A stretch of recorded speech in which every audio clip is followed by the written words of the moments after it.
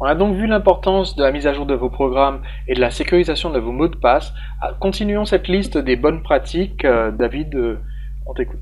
Donc le point suivant est de prendre une assurance responsabilité civile professionnelle. C'est extrêmement important parce que, on le verra un petit peu plus tard, vous avez une responsabilité légale en tant qu'entreprise par rapport aux données que vous manipulez et par rapport au risque de sécurité qui peut intervenir chez vous. Donc vous devez être assuré et l'assurance en question s'appelle RC Pro, responsabilité civile professionnelle. Contrairement à une idée préconçue, ça ne coûte pas extrêmement cher. Par exemple, là, j'ai quelques chiffres de devis qui m'avaient été établis il y a quelques mois. Pour moins de 2 millions d'euros de chiffre d'affaires annuel, ça vous coûtera entre 500 et 700 euros. Et ça va vous prémunir non seulement contre le piratage informatique de vos systèmes, mais en plus, vous serez aussi assuré contre un de vos clients qui pourra se retourner contre vous, que ce soit pour un piratage ou pour une erreur de votre part, de vos employés dans votre société. Donc c'est plutôt intéressant d'avoir ça déjà prêt dans votre société, plutôt que de devoir vous retrouver devant des dommages-intérêts à payer en cas de dommages et de ne pas avoir prévu donc d'assurance. Toujours au niveau des bonnes pratiques, il y a le principe de précaution qu'on connaît très bien en France, dans le milieu médical, mais qui marche aussi en sécurité. Donc je vous ai parlé tout à l'heure des pièges joints de destinataires inconnus qu'il ne faut jamais ouvrir. Il y a aussi un facteur de piratage assez courant qui est par les clés USB. Généralement, quand on fait des tests de sécurité pour les grosses entreprises, on fait aussi des défis, par exemple. Les entreprises nous demandent de tester tout leur protocole de sécurité et à nous, les experts, de leur démontrer qu'ils sont vulnérables et qu'on a réussi à rentrer dans leur système. Donc une des façons de faire, extrêmement simple, on place un de nos programmes de piratage sur une clé USB et on laisse traîner cette clé USB dans le parking ou dans les couloirs si on a accès au bâtiment. Et vous pouvez être sûr que vous trouverez un employé curieux qui va ramasser la clé et la brancher dans un des PC pour voir ce qu'il y a dedans. Et seulement en branchant la clé, un programme bien codé pourra s'auto-exécuter et compromettre le poste de travail sur lequel la clé aura été branchée. Donc de la même façon, les clés USB pour vous doivent être considérées comme un gros danger potentiel. Et c'est vraiment une éducation à avoir pour vous et vos employés de ne pas brancher des clés USB sur vos postes de travail. Ça va amener quelques contraintes au niveau de l'échange des données entre vous, vos prestataires ou les services que vous utilisez, mais il y a d'autres façons d'envoyer ou de recevoir des fichiers de façon sécurisée, notamment par le mail ou par l'envoi de fichiers distants ou par des clés USB sécurisées d'entreprise. Mais une clé USB qui provient d'un ami, de votre sœur, on ne sait pas du tout où est-ce qu'elle a récupéré, ou qui a été trouvée quelque part, ne devrait pas être branchée sur un des postes de la société. Le point suivant est pour moi un des points les plus importants pour l'entreprise, c'est la rédaction du plan de continuité de l'activité. Alors tout d'abord, ça part d'une bonne et d'une mauvaise nouvelle pour vous. La bonne ou la mauvaise nouvelle, vous allez vous faire pirater. C'est peut-être pas forcément vrai, ça va peut-être pas vous arriver dans votre vie, votre aventure d'entrepreneur. Alors restez en ligne, hein, c'est pas pour dire que c'est... Voilà, t'as terrorisé tout le monde par la mail, il n'y a plus personne. Voilà, on va partir du principe que vous allez vous faire pirater un moment, et vous allez en fait prévoir ce scénario catastrophe, et vous allez surtout prévoir la réponse à ce scénario. Et c'est tout l'intérêt de rédiger le plan de continuité d'activité. Dans le plan, on va avoir les différents risques et différents scénarios catastrophes qu'on a prévus, et on va réfléchir ensemble à tous les points qui vont devoir être mis en œuvre pour s'en sortir, donc en tant que réponse au piratage, et aussi en tant que reprise de l'activité, parce qu'il arrive qu'un gros piratage, où les pirates ont effacé vos données, ou ont modifié des données critiques pour l'entreprise, vous vous retrouvez dans un état où vous ne pouvez plus vendre, vous ne pouvez plus processer de carte bancaire, ou votre page de vente est complètement paralysée. Si vous n'avez pas prévu le coup, vous ne saurez pas comment vous en sortir, et vous allez passer en mode panique. C'est un mode dans lequel vous ne ferez pas forcément les bonnes décisions. Donc comment ça se passe? Je tiens juste à appuyer sur l'importance des points que David va développer maintenant. parce que je suis souvent dans les coulisses de plusieurs des plus gros lancements orchestrés qui ont lieu tous les ans sur web en France, des gens qui font des lancements avec plusieurs centaines de milliers d'euros de chiffre d'affaires, qui donc ont sur le jour d'ouverture du lancement souvent 100 000 euros ou 200 000 euros qui s'attendent à voir entrer, et je suis souvent atterré, terrifié de voir, quel que soit le secteur, quelle que soit l'expérience de ces personnes-là, qui ne pensent pas toujours à avoir pensé à l'avance, un plan B. Qu'est-ce qui se passe si ma page ne marche pas? Qu'est-ce qui se passe si le site tombe le jour J de l'ouverture? Et évidemment, en général, quand on a prévu la réponse à cette question, c'est-à-dire quand on a suivi les points que David va donner dans un instant, on a le plan B, en général, on n'en a pas besoin. Par contre, quand on n'a pas le plan B, qu'est-ce qui se passe? C'est la catastrophe, et effectivement, on passe en mode panique. Donc soyez vraiment très très attentifs aux conseils que David va donner maintenant. Donc, le plan de continuité d'activité, le PCA, c'est un plan qui répond à des normes. Vous pouvez le rechercher sur Google, vous trouvez plein d'articles sur Wikipédia, sur plein de sites normatifs qui vous expliqueront qu'est-ce que c'est pour l'entreprise et comment ça se fait dans les règles de l'art. Là, je vais vous donner la version MacGyver du PCA, et la version qui va tout de suite vous permettre d'être serein de votre entreprise. Donc, c'est ce que j'ai noté ici, c'est un gros apport en sérénité, et la sérénité pour l'entrepreneur, c'est un des points forts, c'est quelque chose qu'on recherche à avoir pour pouvoir faire notre métier de façon plus efficace. Donc premièrement, il faut être averti en cas de problème. Je constate qu'il y a beaucoup d'entrepreneurs du web qui ont en place des blogs, des moyens de paiement, des pages de vente, mais qui ne savent pas si leur service marche maintenant ou ne marche pas. Donc il y a des services, des sites qui sont spécialisés pour envoyer des petits pings, c'est-à-dire des petites requêtes régulièrement à vos sites, à vos services à vous, et qui peuvent vous prévenir par SMS ou par mail, même vous appeler, s'ils constatent que vos sites ne fonctionnent plus. Ça répond généralement à la question que j'ai vue dans les questions qui ont été posées pour la préparation de cette formation, la question du type « Comment je sais que mon site a été piraté ?»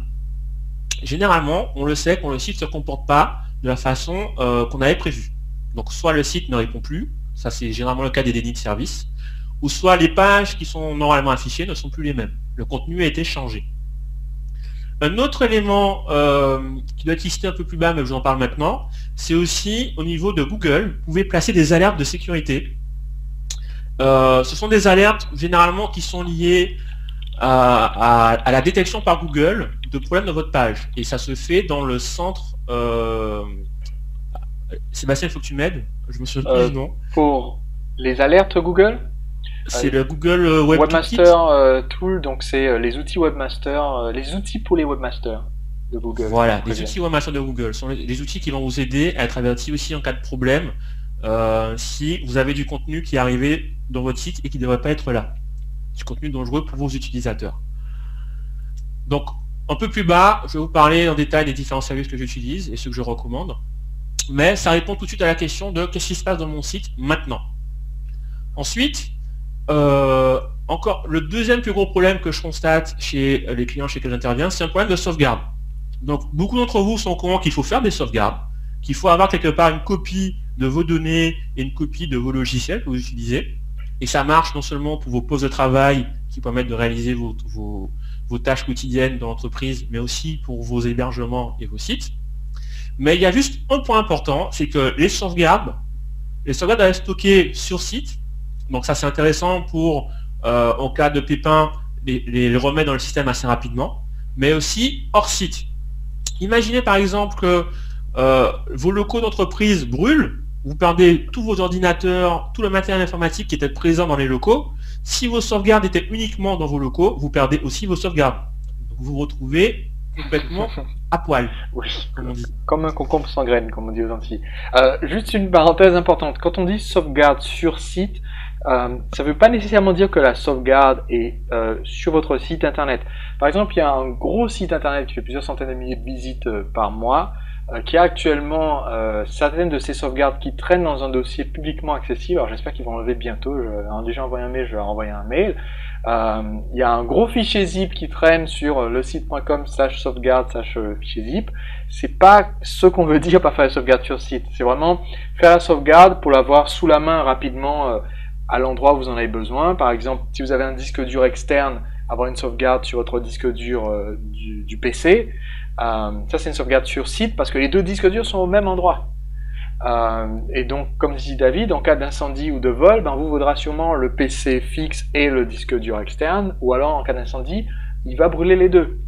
Et la sauvegarde hors site, ça serait donc avoir une sauvegarde sur un serveur distant. Tu vas recommander des outils tout à l'heure, j'imagine, David, pour les sauvegardes. Oui, il y a quelques outils que j'utilise qui fonctionnent bien. Ou sinon, vous avez juste à faire des sauvegardes sur des disques durs externes, mais à changer la localisation de ces disques durs-là, les déplacer. Et un point important aussi, quand David va parler tout à l'heure de la surveillance de vos sites, ça inclut aussi la surveillance de vos sauvegardes. Il nous est arrivé, avec des partenaires que j'avais il y a quelques années, d'avoir un système où on a un certain nombre d'abonnés avec plusieurs dizaines de milliers d'euros d'abonnements mensuels, et un jour, on s'est fait pirater le site, donc le site n'est plus disponible, le site qui nous sert à faire les expéditions, et quand on se dit, heureusement, ouf, on avait prévu d'avoir un système de sauvegarde qui sauvegarde régulièrement toute la base de données, on s'aperçoit que le stagiaire qui avait codé le système de sauvegarde avait fait en sorte que c'était une sauvegarde manuelle. Évidemment, personne n'avait jamais appuyé sur le bouton de la sauvegarde manuelle, donc il faut vraiment s'assurer de temps en temps que vous avez une sauvegarde récente. Je fais sur mes blogs au moins une fois par semaine, je m'assure que j'ai au moins une sauvegarde qui date de moins d'une semaine.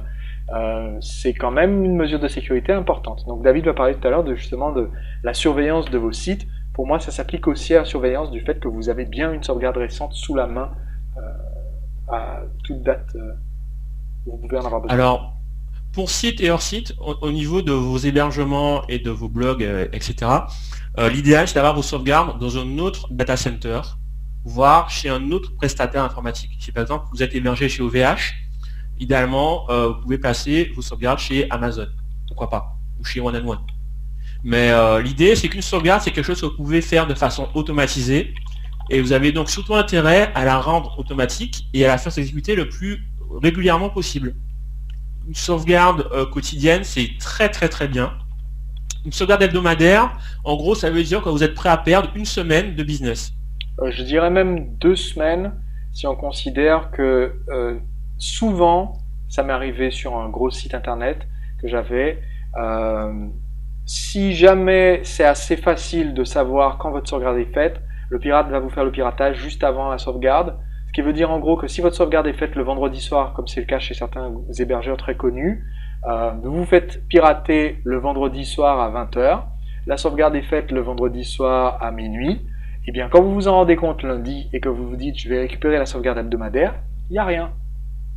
Donc la première sauvegarde hebdomadaire que vous avez qui est bonne, c'est celle d'il y a 2 semaines. Donc c'est quelque chose qu'il faut dont il faut aussi être conscient, c'est qu'une sauvegarde hebdomadaire, en gros, vous perdez 2 semaines. C'est ce qu'il faut prendre en compte. Voilà. Moi je recommande de la faire de façon quotidienne.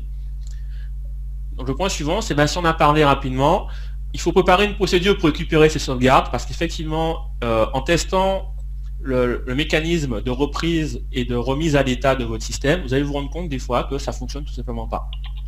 Et si vous n'avez pas testé la récupération de tous vos moyens informatiques à partir des sauvegardes, vous vous mettez en danger dans le moment où vous en aurez vraiment besoin.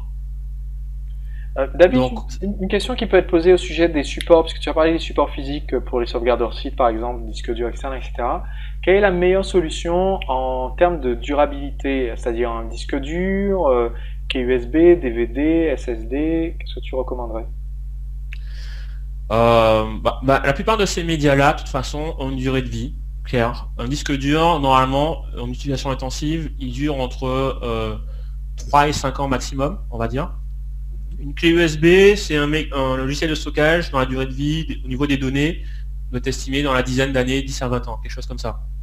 Donc, il n'y a pas de moyen de stockage infini, et c'est un des gros problèmes qu'on essaie de résoudre à l'échelle informatique. Maintenant, on s'en sort en dupliquant l'information au maximum. Donc, les gros systèmes, les grosses entreprises, elles ont des stockages sur des baies avec des systèmes RAID qui permettent de dupliquer l'information au niveau bit, au niveau données. Vous, qui commencez ou qui avez une entreprise de taille beaucoup plus petite, vous pouvez profiter du fait que le disque dur coûte pas cher, en fait, et de faire vos sauvegardes sur des disques durs et de multiplier le nombre de sauvegardes.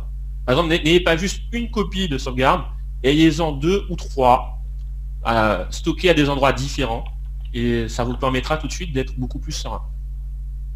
Ok. Et n'hésitez pas en plus à éliminer des disques durs tous les 3 ans. En plus, il sera amorti comptablement, donc c'est nickel. Prenez pas le risque d'attendre que vos disques durs de sauvegarde meurent avant de le changer. Et il va aussi de soi qu'au moment où vous éliminez un disque dur de vos sauvegardes, vous vous assurez bien que vous effaciez les données avec un formatage en profondeur, une réécriture des secteurs. Donc c'est très technique, mais vous trouverez des informations sur Google sur comment effacer véritablement toutes les données d'un disque dur.